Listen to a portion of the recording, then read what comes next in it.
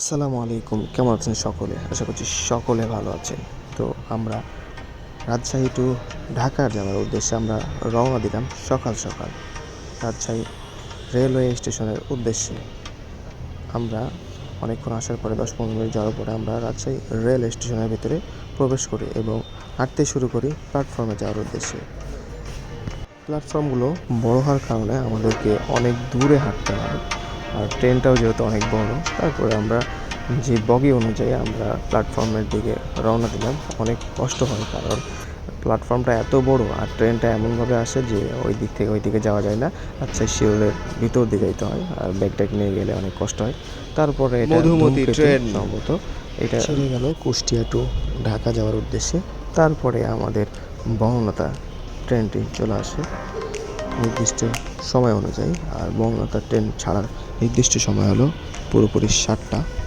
তারপরে আমরা ট্রেনে ওঠার জন্য প্রস্তুত হয়। যেহেতু ব্যাগ অনেক কিছু ছিল, এই জন্য আমরা ওগুলো আর কি ভিডিও করতে পারিনি। তারপরে আমরা মোটামুটি 9টার দিকে আনুমানিক তখন আমরা সকালের ব্রেকফাস্টটা করে নিচ্ছিলাম। আর ব্রেকফাস্টে ছিল খিচুড়ি, সাথে ছিল ডিম সিদ্ধ।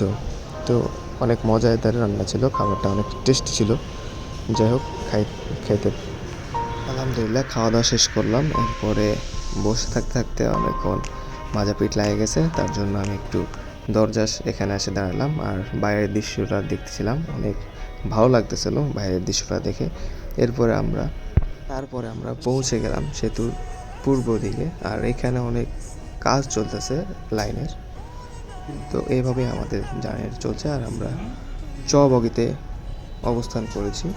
তারপরে আমরা চলে আসলাম সাইদাবাদ, এবং সাইদাবাদের পাশে একটা পার হাউস ছিল। তারপরে আমরা উঠে গেলাম নতুন সেতুতে, যে সেতুটা কিছুদিন আগে উদ্বোধন করা হয়েছে, এবং এইটাতে মোটামুটিভাবে আলহামদুলিল্লাহ ভালো স্পিডে ট্রেন যাতায়াত করতে পারে। আর কিছুক্ষণ পর আমরা তাকায় দেখলাম সাইডে যে একেবারেই নদীতে পানি শুকিয়ে গেছে, শুধু ঘাস আর ঘাস, মানে বালু, উর্বর বালু। অনেক দিন ধরে বৃষ্টি হয়নি, যার কারণে নদীর এরকম অবস্থা হয়ে আছে। যাই হোক, আলহামদুলিল্লাহ আমরা মোটামুটি 4 মিনিটের মতো সময় লাগলো। এরপরে আমরা হাইটেক সিটিতে চলে আসলাম, যেখানে একটি লোকাল ট্রেন অবস্থান করছিল, আর এইখানে একটি লোকাল ট্রেন অবস্থান করছিল। যাই হোক, এখানে হালকা একটু স্লো করছিল, থেমেছিল। তারপরে আবারও ট্রেনটি রওনা হয়। যাই হোক, তারপরে অনেকক্ষণ দাঁড়ার পরে ট্রেনটি আবারও ছেড়ে দিল। তারপরে আমরা ট্রেনে থাকা যে কফি বিক্রি করে সেই কফিটা নিয়ে নিলাম, আর কফিটার মূল্য প্রাইস নেয় 30 টাকা করে। তারপরে আমরা মৌচাকে এসে আবারও আটকে পড়ে গেলাম, কারণ হচ্ছে আজকের দিনে অনেক জ্যাম ছিল। আপনারা জানেন যে কিছুদিন আগে অনেক অ্যাক্সিডেন্ট হওয়ার কারণে প্রত্যেকটি ট্রেন লেটে ঢুকছে। বঙ্গলাতে ট্রেন 12টা 20-এ আসার কথা, সেই ট্রেনটি 2টা 2:30 বাজিয়ে দিয়েছে।